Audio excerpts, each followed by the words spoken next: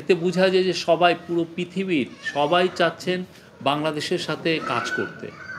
বাংলাদেশে যে নতুন যে একটা গণজোয়ার এসছে, বাংলাদেশে যে একটা গণ অভ্যুত্থান হলো, এই গণ অভ্যুত্থানের পরে পুরো পৃথিবী জুড়ে একটা মানে একটা, আমি কি বলবো, যে সবাই ইন্টারেস্ট শো করছেন বাংলাদেশের সাথে কাজ করতে।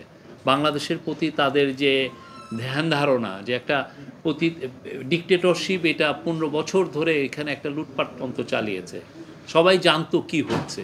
হয়তোবা আমরাই হয়তোবা অনেকে চোখ বন্ধ করেছিলাম, আমাদের মধ্যে অনেকে। তো তারা এখন দেখছে যে বাংলাদেশের নতুন লিডারশিপ এসছেন, এবং এই লিডারশিপের ব্যাপারে তাদের 100% কনফিডেন্স যে এরা বাংলাদেশকে একটা ভালো জায়গায় নিয়ে যাবে। বাংলাদেশ একটা খুবই দ্রুত একটা মিডল ইনকাম ইকোনমিতে যাবে।